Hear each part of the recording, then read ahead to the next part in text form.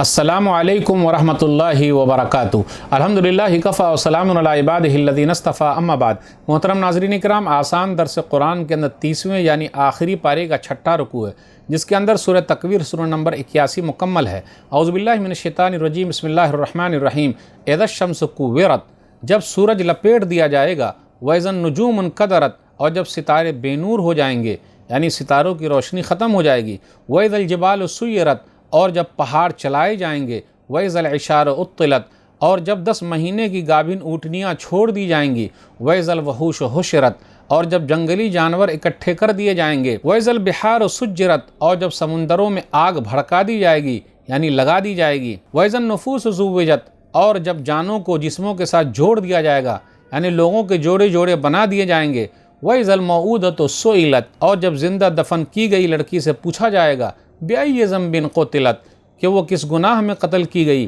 وَإِذَا الصُّحُفُ نُشِرَتْ، اور جب اعمال نامے یعنی انسانوں کے رجسٹر پھیلا دیے جائیں گے، وَإِذَا السَّمَاءُ كُشِطَتْ، اور جب آسمان کو کھول دیا جائے گا، وَإِذَا الْجَحِيمُ سُعِرَتْ، اور جب جہنم بھڑکائی جائے گی، خوب تیز جلائی جائے گی، وَإِذَا الْجَنَّةُ أُزْلِفَتْ، اور جب جنت بالکل نزدیک کر دی جائے گی،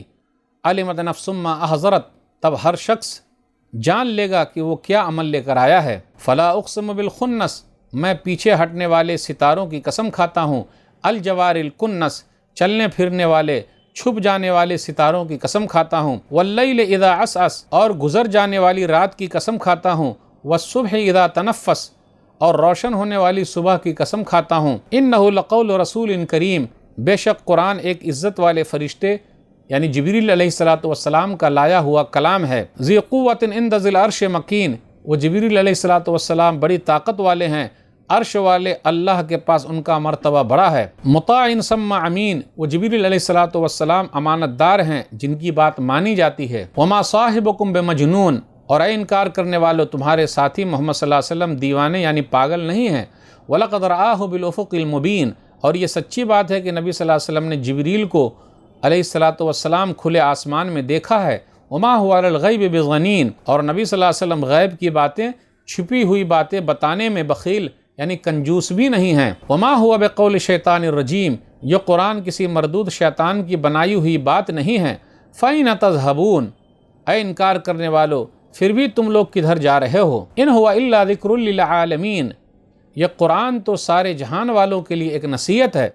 لمن شاء منکم ان یستقیم، اے لوگو تم میں سے ہر اس شخص کے لیے یہ قرآن نصیحت ہے جو سیدھے راستے پر چلنا چاہے، وما تشاءون الا ان یشاء اللہ رب العالمین، اور اے لوگو تمہارے چاہنے سے کچھ نہیں ہوتا، صرف وہی ہوتا ہے جو اللہ رب العالمین سارے جہان کا پالنے والا چاہتا ہے۔ ناظرین اکرام، آسان درس قرآن کے اندر 30ویں یعنی آخری پارے کا 6واں رکوع، جس کے اندر سورہ تکویر سورہ نمبر 81 مکمل ہے۔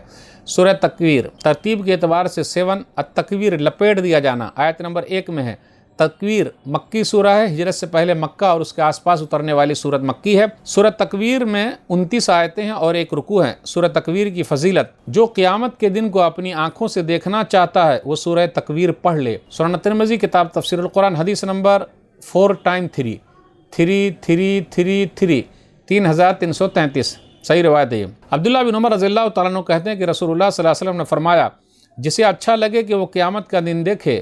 اور وہ اس طرح دیکھے کہ اس نے آنکھوں سے دیکھا ہے، تو اسے چاہیے کہ اذا الشمس کوورت، اذا السماء انفطرت اور اذا الشمس کوورت پڑھ لے۔ سورہ تکویر کا خلاصہ، سورہ تکویر میں قیامت کا منظر ہے، سورج، ستارے، پہاڑ، جانور کے بارے میں ہے، زندہ دفن کی ہوئی لڑکی سے پوچھا جائے گا کہ کس گناہ کی وجہ سے قتل کی گئی، قرآن کے بارے میں ہے کہ عزت والے فرشتے لے کر آئے ہیں صاحب قرآن محمد صلی اللہ علیہ وسلم کے بارے میں کہ وہ پاگل مجنون نہیں ہے، اخیر میں ہے کہ کسی کے چاہنے سے کچھ نہیں ہوتا جب تک کہ اللہ نہ چاہے۔ آیت نمبر 1 سے 14 کے درمیان غور کیجئے، سورج لپیٹ دیا جائے گا، ستارے بے نور ہو جائیں گے۔ ایک حدیث کے اندر آیا، صحیح بخاری کتاب بدل خلق حدیث نمبر 3200، الشمس والقمر مکوران یوم القیامہ، قیامت کے دن سورج اور چاند دونوں لپیٹ دیے جائیں گے، ستارے بے نور ہو جائیں گے۔ دوسرا ترجمہ یہ کیجئے، وَإِذَا النُّجُومُ انْكَدَرَتْ کا، کہ جھڑ کر گر جائیں گے، آسمان پر ان کا وجود ہی ختم ہو جائے گا، پہاڑ کو چلا دیا جائے گا یعنی زمین سے اکھیڑ کر ہوا میں چلا دیا جائے گا، دھنی ہوئی اون کی طرح ہو جائے گا، روئی کی طرح ہو جائے گا، وَإِذَا النُّفُوسُ زُوِّجَتْ، جانوں کو جسموں سے ملا دیا جائے گا۔ کئی مفہوم ہے، ہر انسان کو اس کے ہم مذہب، ہم مشرب یعنی جو کھانے پینے میں ساتھ میں تو اس کو ملا دیا جائے گا، مومن کو مومن کے ساتھ، برے لوگوں کو برے لوگوں کے ساتھ، یہودی کو یہودیوں کے ساتھ، عیسائی کو عیسائیوں کے ساتھ، کافر کو کافروں کے ساتھ ملا دیا جائے گا۔ آیت نمبر 8 اور 9 پر غور کیجئے، وَإِذَا الْمَوْءُودَةُ سُئِلَتْ بِأَيِّ ذَنبٍ قُتِلَتْ، زندہ گاڑی ہوئی لڑکی سے سوال کیا جائے گا کس گناہ کی وجہ سے قتل کی گئی۔ اصل میں تو قتل کرنے والے سے پوچھا جائے گا کہ بیٹی کو کیوں مارا۔ کتنے لوگ آج بھی ہیں جو اپنی بیٹی کو مار رہے ہیں، پہلے لوگ